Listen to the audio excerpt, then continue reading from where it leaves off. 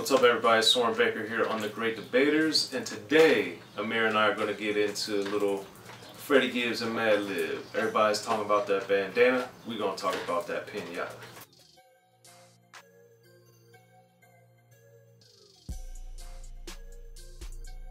What's up, everybody? It's Soren Baker back on The Great Debaters. Amir and I are here to take it back a little bit with Freddie Gibbs and Madlib. But before we get into it, man, make sure you guys like, subscribe, share.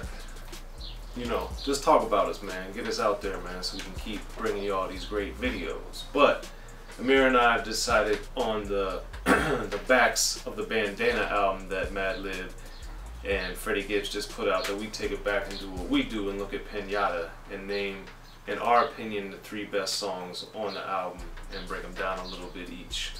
So, Amir, this album came out in 2014. Madlib and Freddie Gibbs at the time had both had, you know, sustained careers, but this was a very anticipated release and an album that a lot of people were very excited about. So when you were first getting into Piñata, what did you like about it? A lot. Okay. It was, I think Freddie Gibbs' approach over Madlib production is something that I was very, I was anticipating to hear, and I was very stoked to hear, especially with the release of the EPs. As you can see behind me, we got, the Thuggin' EP, Shame, and Deeper, and those are all just great songs. And they had little instrumentals as well on B-sides and other little cuts, and it was definitely a great way to anticipate the release. And these EPs came out a couple of years before Piñata dropped, so it was kind of a long time coming. And yeah, man, I think especially, and a long time coming for Bandana as well, just came out a couple weeks ago. So Piñata was definitely, from track 1 to the end, was a very solid release. So it's going to be kind of tough to pick the top 3, but I think I narrowed it down for me, at least. Well, get going, man. So, what's your first one? For one that I'm going to choose Shitsville. Okay. It's a very, very ominous, sped up, produced beat. It's pretty quick compared to other beats on the album. I really like how Freddie just starts off talking about his beat up ride, how he has to drop off dope to the geekers and tweakers, and then he goes back to his place. That's what a dope man does. Yep, he goes back to his place, takes condoms from his dad's box, and he hopes his mom doesn't find out he's selling dope, but her brother's doing dope, and just all these things. And he's basically saying, like, I was just knee deep in the shit, so welcome to Shitsville. But he's basically also saying, like, don't judge me, because if I cut you, then you bleed. You're just like me. You cheat on your baby mama. You're just like me. Blah blah whatever.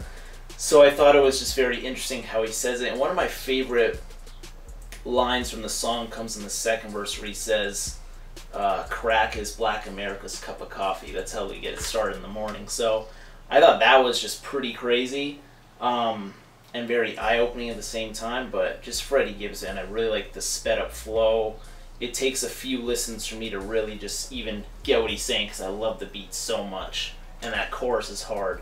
One thing I do love, and this is also Gibbs's amazing production attention to detail, or Madlib's attention to detail, is at the last part on the bridge, or the last part of the chorus, where he says, "You're just like me." He kind of puts like a distorted vocal on Freddie Gibbs' voice. Right. So it kind of makes it seem like, not the devil, but it just makes it even darker. So I think Madlib and Gibbs just hit that one right out the park. So that's one of my top 3.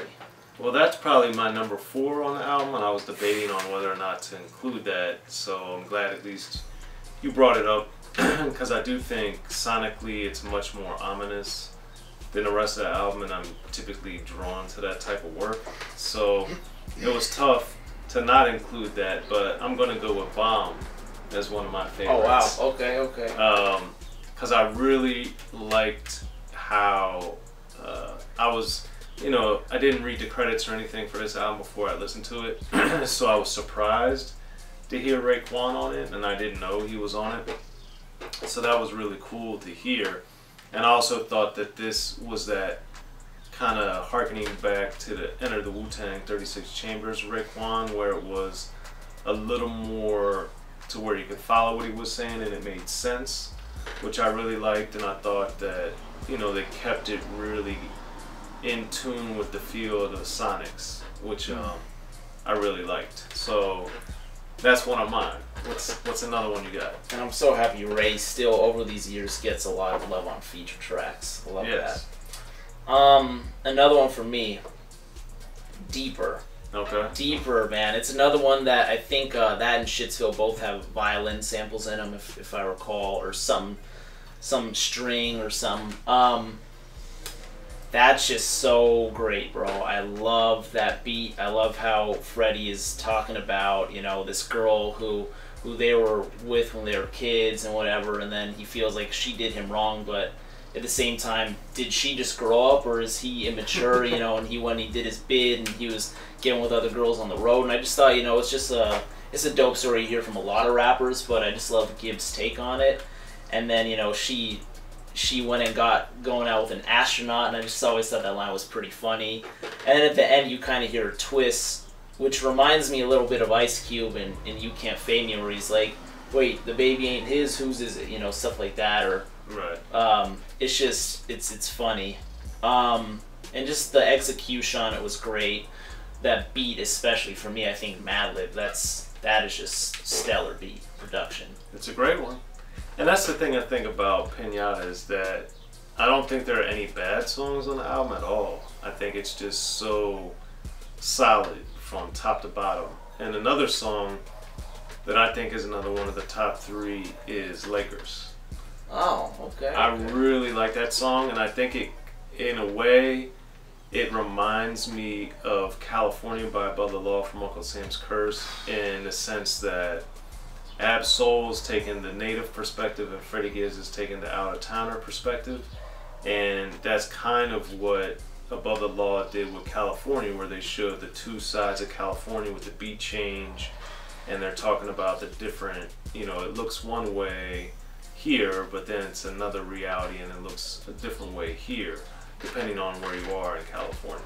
And it kind of reminded me of that, and I really liked Gibbs paying homage and explaining why he moved out here and why it's such a great place and why he loves it. And then Ab-Soul just doing what Californians do and speak about the greatness of the Golden State. Yeah. So I love that song, man. I think it's great. I just think it's awesome. No.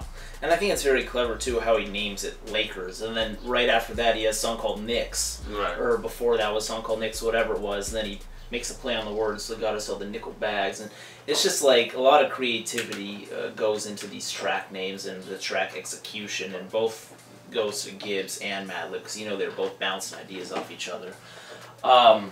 So third for me is going to be Shame.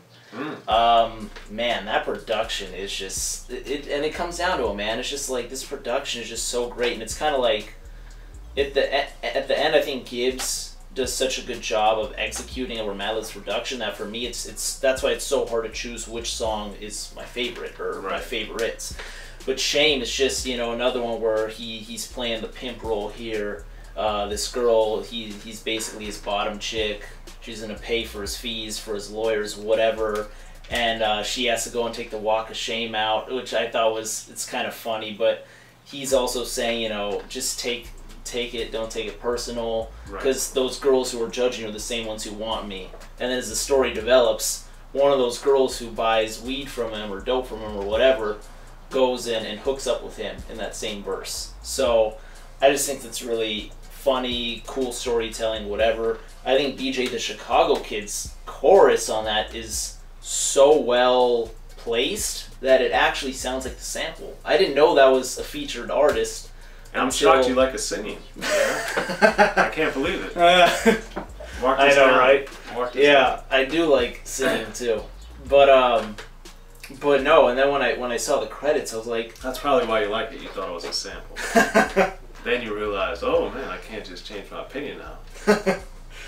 So basically, I was just shocked when I found out that it was an actual featured artist. And BJ the Chicago Kid as well, and a lot of features that I've noticed at least. So That was just excellent, man. That's a key cut right there for me too.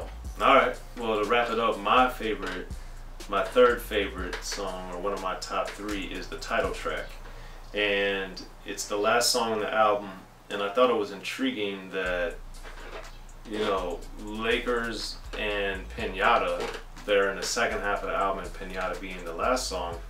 It's unusual that it's not so often that such great songs are at the ends of albums, especially when they're super long. They usually start tapering off a bit, usually, not always. But I just I really liked the beat on there and how everybody flowed on it, and the fact that there's so many different tones and textures to the voices from all the different guests on there, and that it's a long song.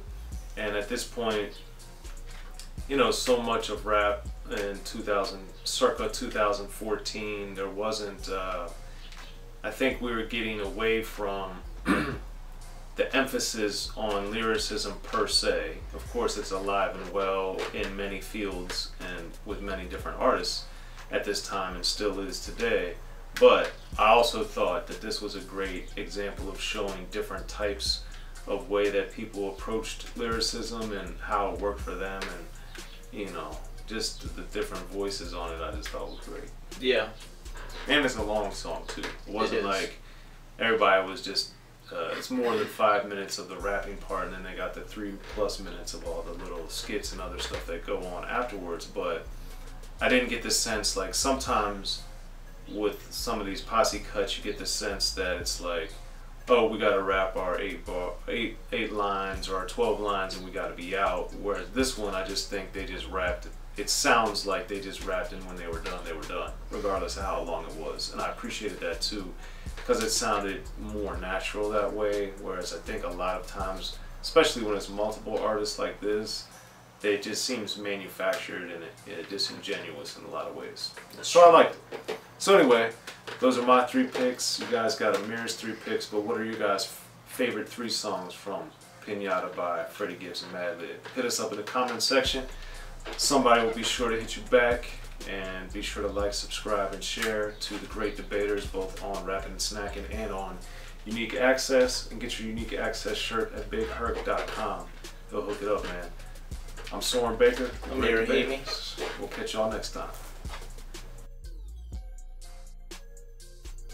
Be sure to check out the History of Gangster Rap by Soren Baker. He's official. History of Gangster Rap features exclusive interviews with Ice-T, Snoop Dogg, MC Ren, the D.O.C, and dozens of others. The History of Gangster Rap, a definitive look at how Los Angeles changed rap forever. In Los Angeles, the streets definitely set the tone of the hip-hop music. At 19, I got a $50,000 car. My whole angle always was, I'll be street, but I will always tell you the horrors that go along with this life. There will be penalties and casualties for just wearing the wrong color in somebody's neighborhood. And once gangster rap made it from the streets to the TV, the genre exploded. With Fab 5 on Yo MTV Raps with NWA. Yo MTV, it just catapulted us from being local heroes to national gangbang rappers. The History of Gangster Rap discusses it all from 1980 up till today. It's always gonna be shit happening in the street. You know what I mean? So it's always gonna be something to talk about. The History of Gangster Rap in stores now.